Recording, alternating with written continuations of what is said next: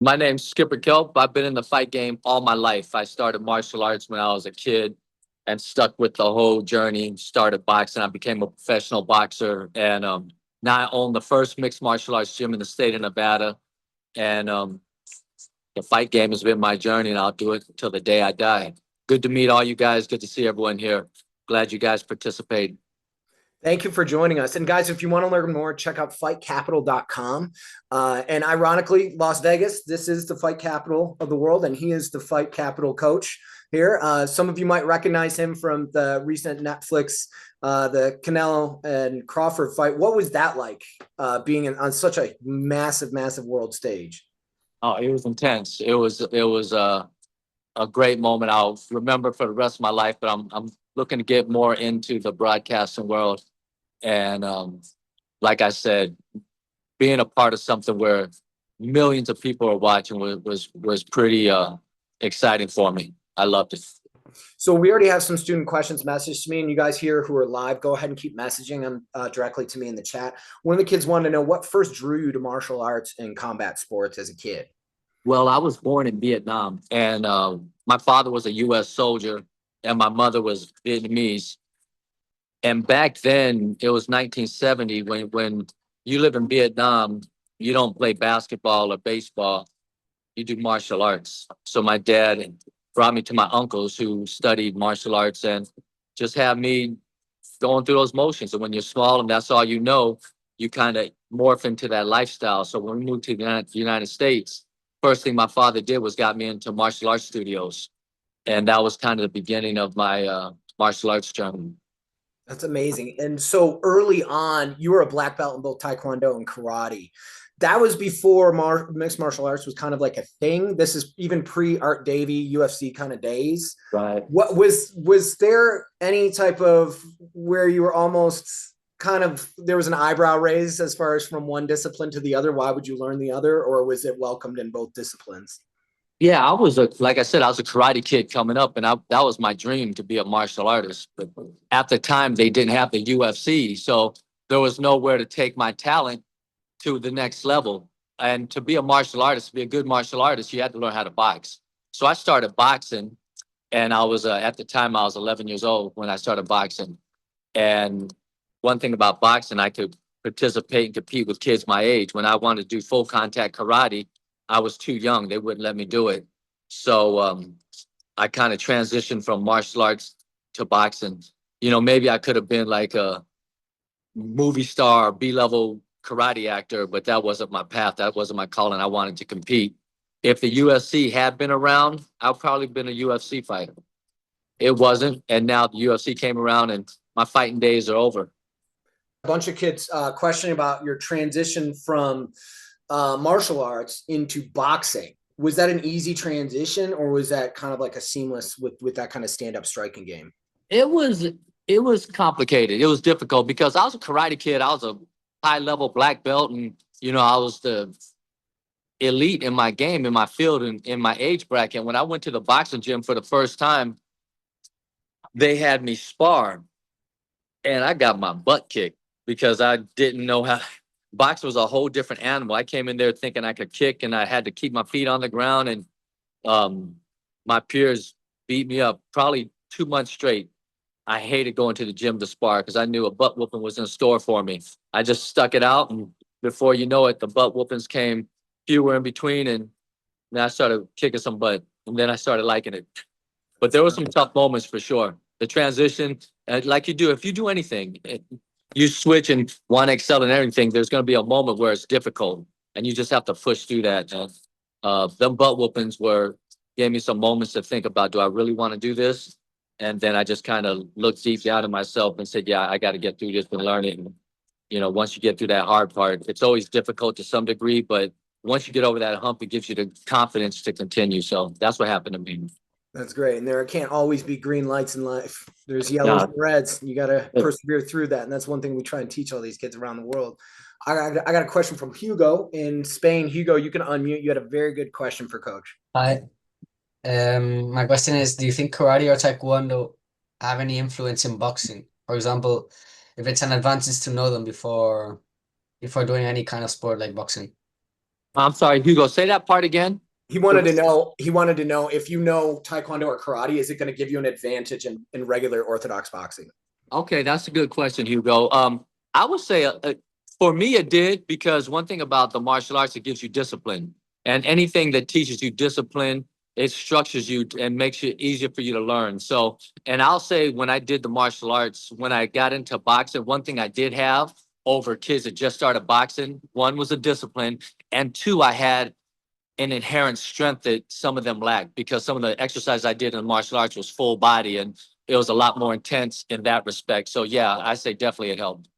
Yeah, there's got to be a lot. Like you've seen it grow quite a bit in your life. Like you said that you haven't had the opportunity to participate in MMA because the timing wasn't right, but you've seen it kind of change throughout the years. Was that like a fast change, like from the like 80s, 90s, and then the 2000s? I mean, because when we mentioned earlier about the Ultimate Fighter and Spike and all that, how it just kind of took off into mainstream, and that it was MMA, at least, was talked about in circles as far as the idea of it being on ESPN was like a revolutionary, crazy idea back in the day, and now it's the norm. Like, how have you seen it evolve as a master in this field? Well, it's martial arts, mixed martial arts evolved tremendously because the sport got so big. And when the sports get bigger, now you have young kids, your guys' age, getting into the combat sports or MMA. What it used to be, and I'm sure if you guys look back at the old videos of the UFC, it used to be a wrestler versus a boxer, or a jiu-jitsu guy versus a taekwondo guy, a Muay Thai guy. So there were fragmented arts. And what's happened throughout the years, to become good at martial arts, you had to mix it and combine it all. So now these kids that train aren't just taekwondo kids learning how to box and wrestle. They're actually mixed martial artists from day one. So learning it that early, when you put all the arts together, has refined the game so much. The next generation of fighters will completely blow your mind what they're capable of doing now, as the fighters today are compared to the ones 20 years ago. So the evolution of every sport just elevates significantly, and martial arts is a microcosm of that, just because it was a combination of all styles combining as one. Now it's no longer a boxer and a wrestler, it's a mixed martial artist, and it's the idea of putting all the arts together, kind of like Bruce Lee said. If you guys are a little young, but Bruce Lee kind of lives on forever. Bruce Lee kind of said, take the best of every style and put it together to form your own, and that's what mixed martial arts has done. And that's certainly what he did with Jeet Kune Do. And there's Yeah. that kind of like mindset. Would you say there's like kind of an extra added mixed martial art as far as being good and charismatic on the microphone? Because you had the experience of like Tuesday Night Fights where you were on TV, you were televised, you were, on the big time, and that's got to be real nerve wracking, on for a boxer who works out alone in a gym or not with a lot of people, and all of a sudden you're surrounded. Like, what was it with Canelo? It was like 70,000. Like that's insane to me to be around. How do you work into that? What's funny is in the Canelo fight, when I did the broadcast for that, there was a moment when the broadcast began and I realized there's going to be over 40 million people watching this.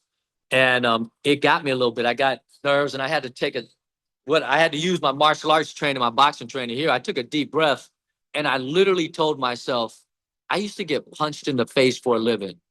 I can do this. I can talk right now. Nothing's going to happen when I talk. I'll get over it. And that got me through this process. And then I actually enjoyed being under the fire like that, knowing that no one's going to punch me in the face. It's not that hard. I like the Mike Tyson quote: "Everyone has a plan until you get punched in the face." Yeah, change everything. Miguel, in Europe, you guys have a question. Go ahead and ask.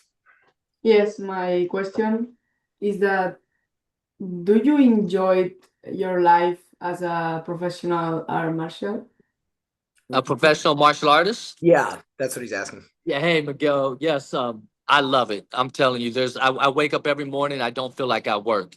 My life is, I've been able, and I hope you guys will eventually in the future find something that you really have interest in, and harvest it and become great at it and find a way to make a living doing it. If you're able to do that, to bring value to the world, it's something that you love, you'll never work a day in your life. So yes, I enjoy everything I do, and I'm so grateful for this life path that I chose. That's awesome. And you're influencing people all over the world. I love it. We have Jia Jing. I can only guess you're in China because this is a Chinese question. You asked me to ask this. He wants to know, what do you think about traditional Chinese martial arts, and do you believe that they are useful today in MMA? Hey, Gia. Yeah, I do. I believe that all the arts have some value in it. And as I was talking about earlier, you kind of take the best of every style and put it together. One style is proven not to be totally effective. The more elements you can add into your game, the better you'll be. Do you follow the UFC? Do you know who Weili Zhang is?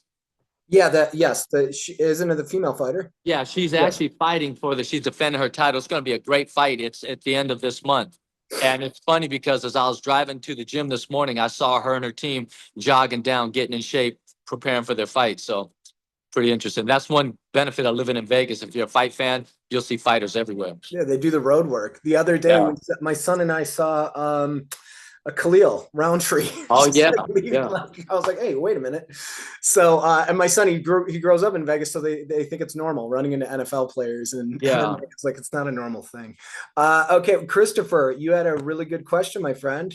Go ahead and ask your question for Coach. Hello. My question is this. Were you a fighter that attacks or someone that waits? That adapts or waits. He wants to know if you were an offensive fighter or a defensive fighter. I like to be a counterpuncher, but when I got into the midst of it in my career, I was more of an attacker. I think to be an overall great fighter, you have to be able to use both techniques, right? Because there's going to be a moment where someone attacks you that's stronger than you, more physical than you, and you have to, find another strategy, and that's when you have to be the counterpuncher and the elusive fighter. So, the top dogs, the really, really good guys, can adapt to any style.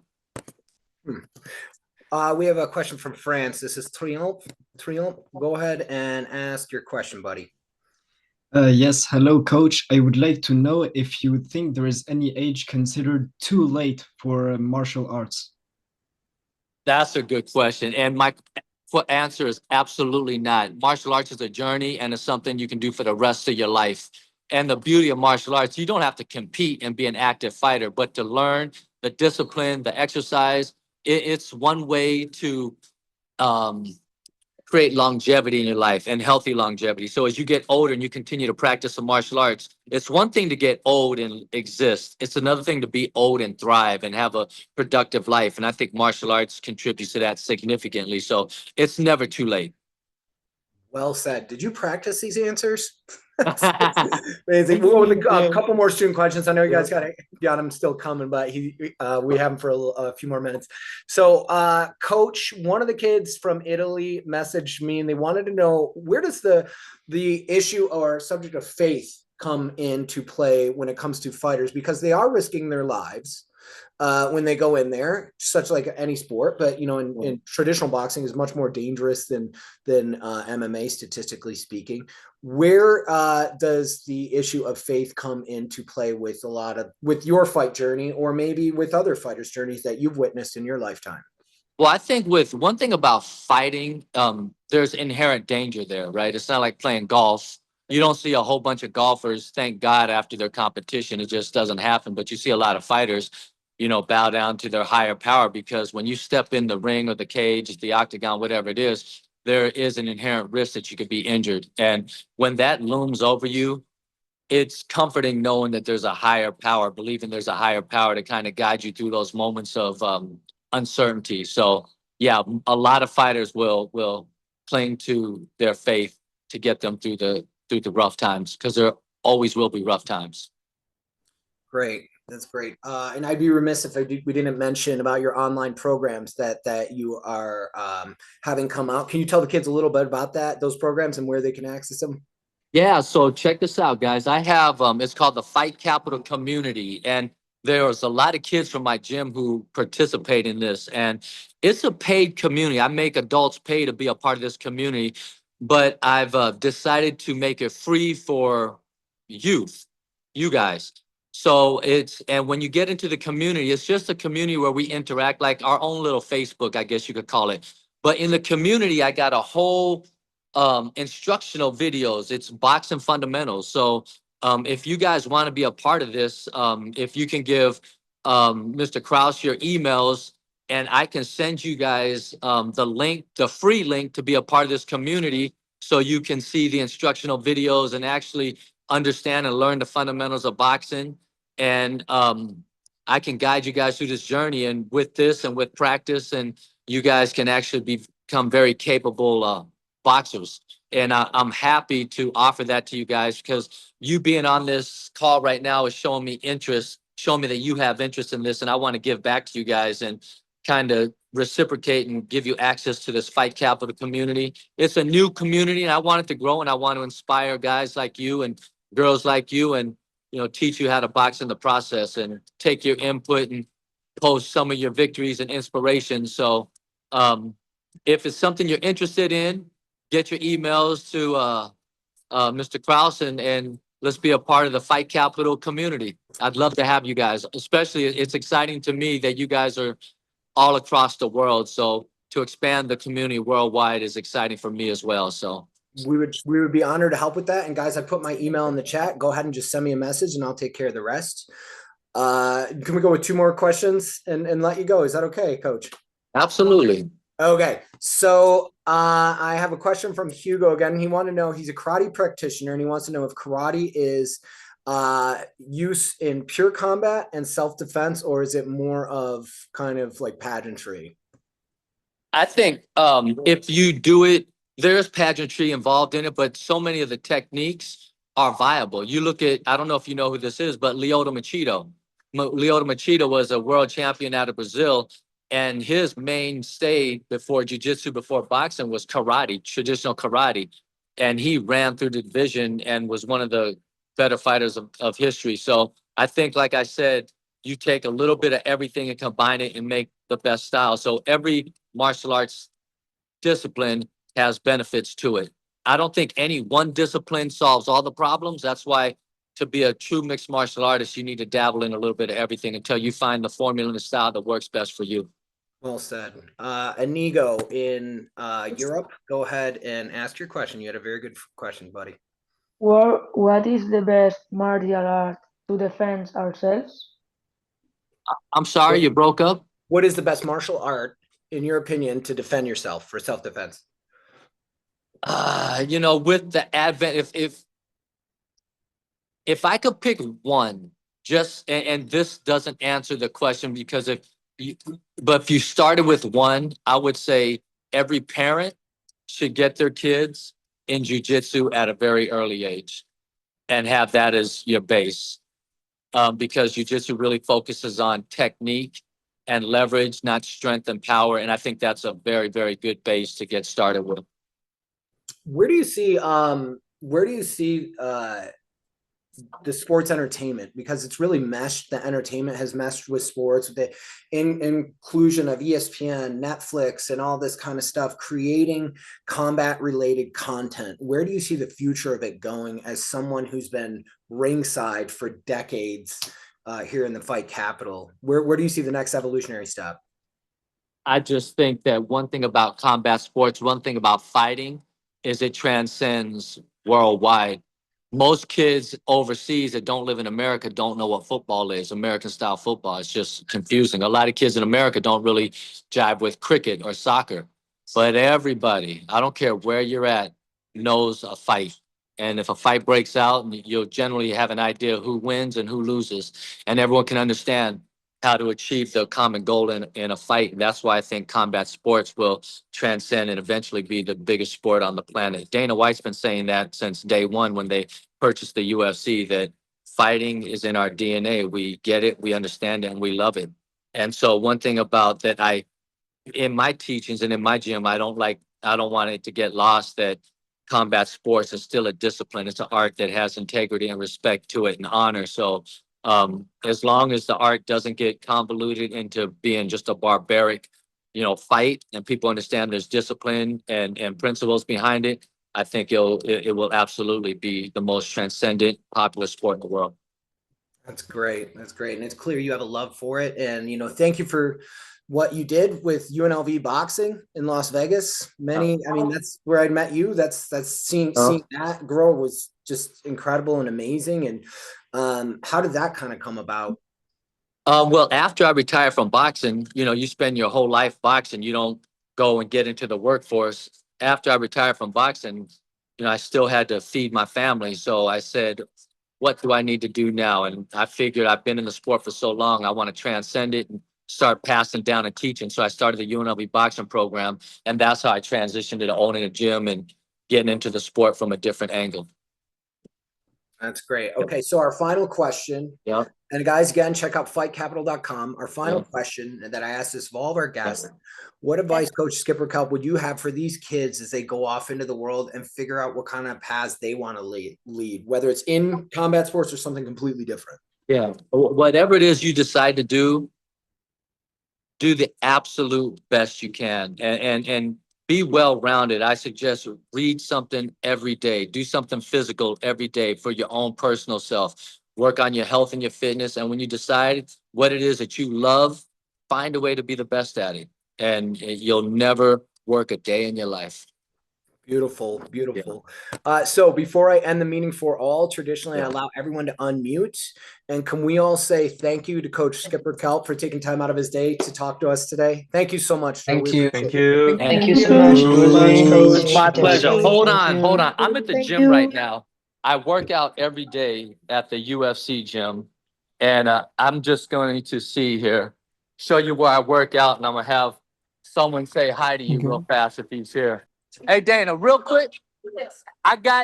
This is a Zoom call with 60 kids worldwide, and I just wanted them to say they're all over the place. You guys say hi to Mr. White. You guys say hi. Hi. What's up, guys? How are you? How you doing, man? Dana, thank you for connecting. You spoke to my 5th grade class about 15 years ago, and and Marion Earl right near UFC right now. And now I do this for kids all over the world. I host it online from Las Vegas, and it's become a podcast. It's like a career day every day where they meet different people. And so some of those kids you spoke to, one of them ended up becoming a lawyer because you advised them to be a lawyer. So Let me turn the music down in here. That's incredible.